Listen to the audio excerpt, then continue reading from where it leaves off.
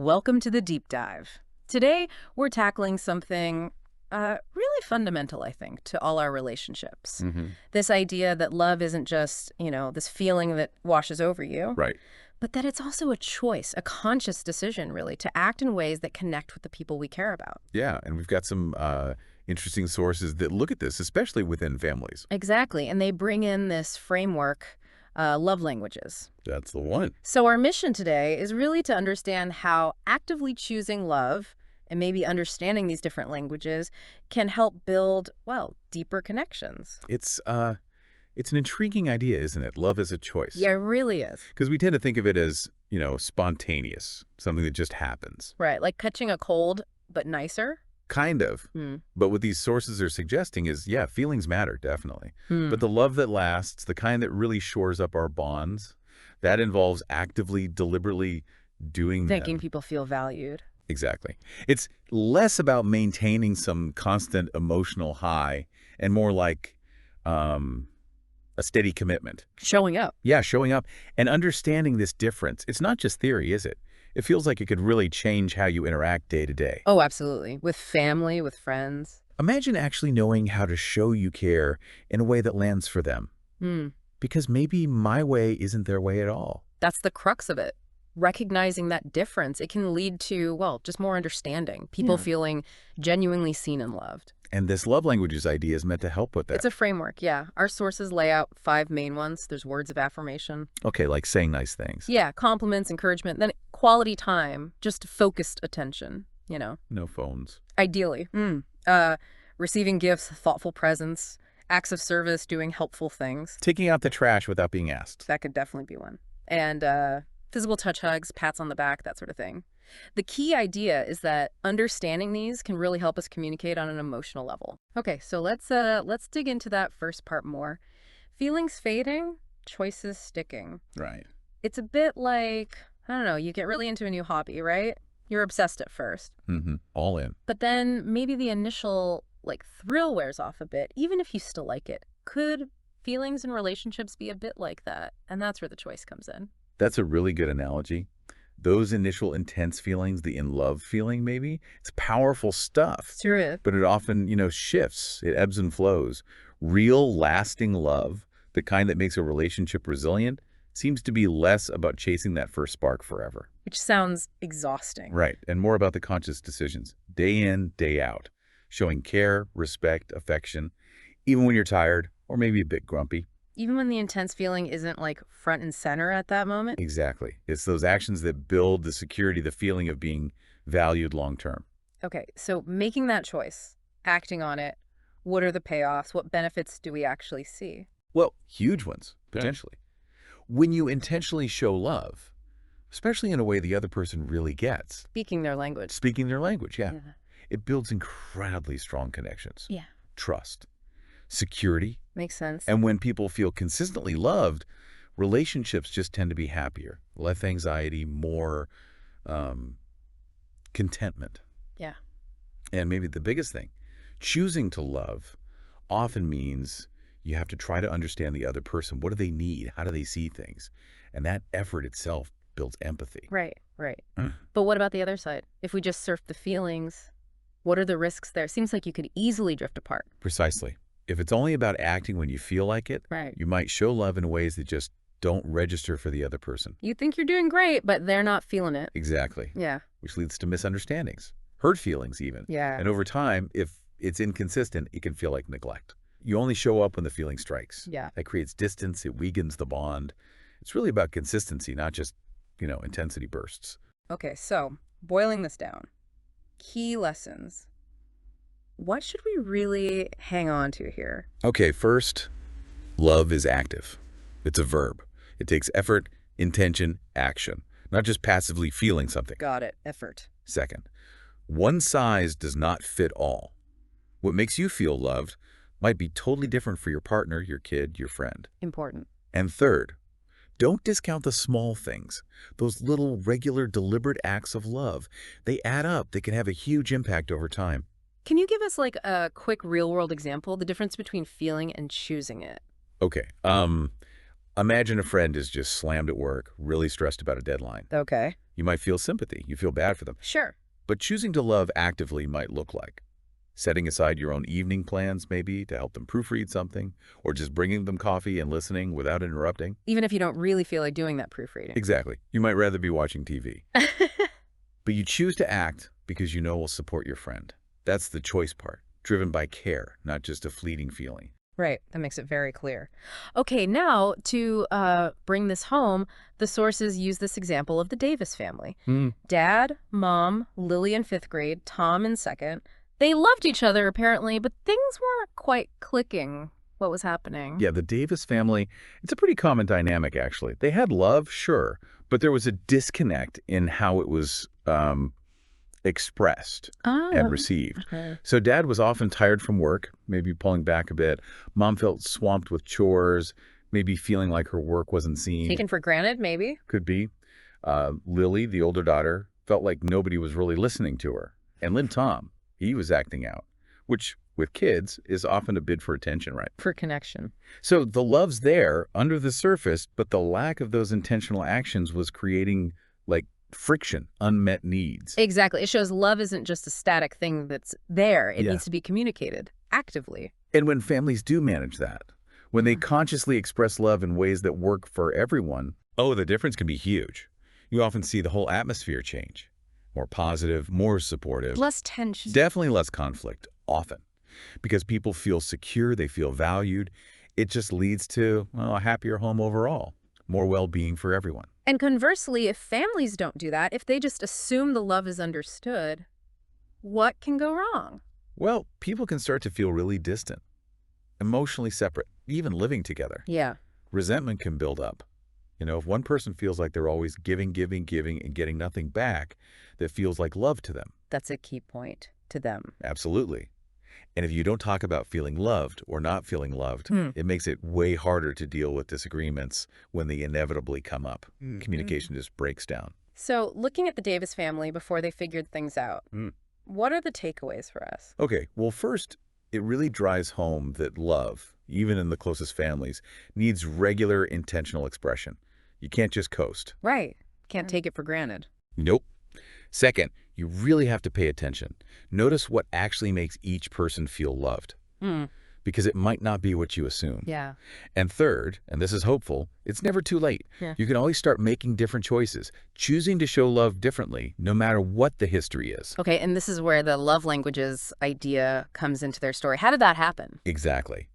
The mom, sensing this disconnect, she read about it somewhere, in a book, I think the sources said. Okay.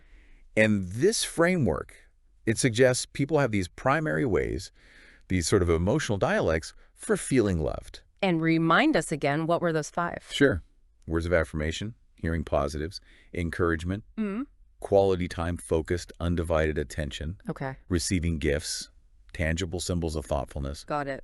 acts of service, helpful actions, easing burdens, Right. and physical touch, affection, that kind of thing. And the big, light bulb moment for the mom was realizing they might all be speaking different languages. That was the key insight. She realized, maybe the way I show love isn't the way my husband feels it, or my kids. We often default to our own language. Yeah. You give what you want to get. Pretty much. But if their primary language is different, our best efforts might just fly right past them. They might feel unloved, even if we're trying really hard. Wow. So understanding these languages, what can that actually do for relationships? Seems like it could fix a lot of crossed wires. Oh, hugely. It gives you a vocabulary, a clearer way to talk about emotional needs. Instead of just, I don't feel loved, it can become, it really makes me feel loved when And you... the specifics. Exactly. Specifics. Which lets you be more targeted. You can actually aim your acts of love so they hit the mark. That makes sense. And it reduces frustration, too. Because you start to understand, oh, that's why buying them expensive gifts didn't work. They really just wanted some quality time. Are there any, downsides or things to be careful about with this love language idea? Can you get too hung up on it? That's a really important question. Yes, there are potential pitfalls. One is getting too rigid, thinking, okay, they're words of affirmation, so only words matter. And you neglect other ways to show care. Right. People are complex. Exactly. Another risk is using it transactionally. Like, I'll do this act of service so that you'll give me quality time. It should come from genuine care, not scorekeeping. Yeah, that feels manipulative. It can be. And also, some people feel like they don't fit neatly into one box. They might appreciate several languages, which is totally okay. So it sounds like it's more of a helpful guide than like a strict scientific classification. Precisely. Think of it as a tool for understanding, a lens, not a box. Love is huge, multifaceted. There are tons of ways to show it. It's a starting point. A starting point for better communication about needs, and honestly, the sincerity, the genuine effort behind any act of love. That's probably what matters most in the end. Okay. So the Davis mom has this new insight. How did she start to, implement it? What were the first steps? Well, the first and maybe bravest step was talking about it. Okay. She shared the whole love languages concept with Dad, with Lily, with Tom. Might have felt a bit weird at first, talking about love so directly. Yeah, maybe a bit awkward. Probably. But they started talking, exploring together what actually made each of them feel loved, not just guessing anymore. And what did they find out? What were their languages? Well, it turned out Dad really valued that quality time, like Mom putting her phone down and just listening when he talked about his day. Mm. That filled his tank. Okay. Mom, she discovered acts of service were huge for her. Dad helping with chores without being reminded. That felt like true partnership to her. Ah, I could see that. Lily, the daughter, really thrived on words of affirmation. Hearing her parents say they were proud of her effort, not just her grades. Mm-hmm. And Tom, the little guy, for him, it was a mix. Receiving gifts, even small, thoughtful things, and definitely physical touch.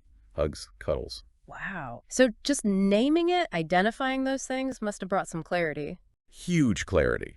It immediately raised everyone's awareness. Oh, that's what makes Mom feel loved. Or Dad needs me to just listen sometimes. So they started trying. They started trying, making conscious efforts to speak each other's language. And the sources say there was a real shift. They started feeling more connected, more understood.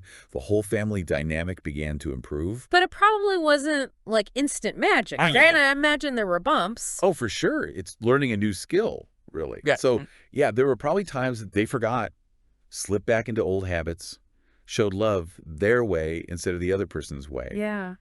And some actions might have felt, I don't know, unnatural at first. It's like if words of affirmation isn't your go-to, consciously thinking of compliments might feel a bit forced initially. You have to practice. Exactly. Practice. And remembering, it's about progress, not perfection.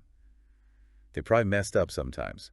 Missed cues. That's normal. But it sounds like the trying, the effort itself was the important part. That's what the sources emphasize. With practice, it gets easier, more natural. But it's the intention, the genuine effort, that really communicates the love. And keeping the conversation going. Yeah. Checking in. Did that feel like love to you? Okay, let's get practical. What did this look like day to day for the Davises? How did they translate these languages into actual actions? They started building small things into their routines, like for words of affirmation. Oh, Lily. For Lily, yeah, and maybe others too. They tried doing a morning boost, just a quick, specific compliment or expression of appreciation each day. Nice. For quality time, mainly for Dad, they started a weekly family game night. Phones away, just focused fun together. Okay. For Mom's acts of service, the kids started pitching in more, Lily setting the table, Tom helping Dad with small yard tasks maybe, Yeah. without endless nagging. Dream. Yeah. For receiving gifts, for Tom especially, Mom would leave a small surprise like a cool rock or a new crayon on his pillow sometimes. Thoughtful little things. And for physical touch, again for Tom, but likely benefiting everyone, just more conscious effort towards hugs, high fives, maybe a hand squeeze during homework, regular affection. And what happened? What was the result of all these little consistent actions? Well, the sources suggest it really paid off. People started feeling genuinely more seen, more appreciated. Filled their tanks. Filled their tanks, exactly. Yeah. There was apparently more cooperation, more willingness to help each other, and just overall, the mood at home got better. More positive, more joyful. They were actively building that loving environment. When we try to do this ourselves, are there any traps we should look out for? Yeah, definitely. A big one is making it transactional. I did this for you, now you owe me that. Right, keeping score. Exactly. Avoid keeping score. Love isn't a ledger. And don't expect immediate, direct reciprocation all the time. Also, try not to force it. It needs to feel sincere, not like you're just checking a box. Authenticity matters. So, key principles for putting love into action. Okay. Consistency over grand gestures. Small, regular acts often mean more than one big splashy thing. Mm-hmm. Be sincere. Let it come from a genuine place. Right. And try to focus on the giving, on the positive effect it has on the other person. That's often where the real joy is anyway. It sounds like these changes for the Davis family, they didn't just stop at the front door. They had wider effects. That's what the sources suggest, yeah. These positive shifts rippled outwards. Like how? Well, Lily, feeling more secure and encouraged at home, reportedly became more confident at school, better with friends. Okay. Tom, getting that positive attention he needed, acted out less. His schoolwork apparently improved, too. Wow. Dad felt more supported at home, which seemed to reduce his work stress.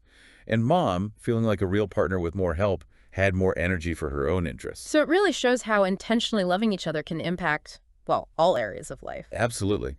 Feeling loved is foundational. It boosts confidence, self-esteem. Makes you a better friend too, probably, if you understand this stuff. Yeah, makes you a better friend, a better partner. And having those strong relationships, that's a huge support system for navigating everything else life throws at you. Achieving goals, handling stress. But we need to keep it real too, right? Love languages, choosing love. It's powerful, but it's not like a cure-all for everything. No, absolutely not. That's a crucial point. It's not a magic bullet. While getting love back is great, your choice to love shouldn't depend on it always being returned perfectly. Okay. Also, showing love is vital, but it might not fix deep-seated problems like serious communication issues or other conflicts. Might need more direct work, maybe even professional help. Right. It's one piece of the puzzle. A very important piece. Yeah. But not the whole puzzle. Right. And we shouldn't think love just magically solves all challenges. Life is complex. But still, the overall long-term impact of consistently choosing love, that sounds pretty overwhelmingly positive. It really does. It often creates this positive feedback loop, right? Yeah. You show love, it inspires others, it strengthens the bond, which makes it easier to keep showing A love. virtuous cycle. Exactly. Strong, loving relationships are just such a core part of well-being. And choosing to love actively, it enriches your life and the lives of the people you care about. It's a win-win. So wrapping up this deep dive, the big takeaway really seems to be love isn't just a feeling. It's also, maybe even more importantly, an active, ongoing choice. A daily choice. Yeah, a daily choice. And understanding that people feel loved differently, using something like love languages as a guide to meet those needs intentionally, that seems to be a path to stronger, happier relationships. Absolutely. So for everyone listening, maybe take a second. Think about the important people in your life, your partner, kids, friends, family. What might their primary love language be? Just take a guess and then think.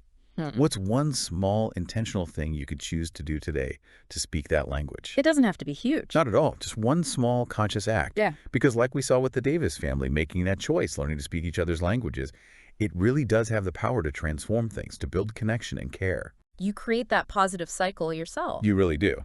Yeah. So maybe reflect on your own language too. And perhaps even, start a conversation about this with the people you love. Hey, what makes you feel most loved? See what happens. Great food for thought. Thanks for digging into this with us. Thanks for having me. It's a powerful topic. Welcome to the deep dive. Today, we're tackling something really fundamental, I think, to all our relationships. This idea that love isn't just, this feeling that washes over you. Right.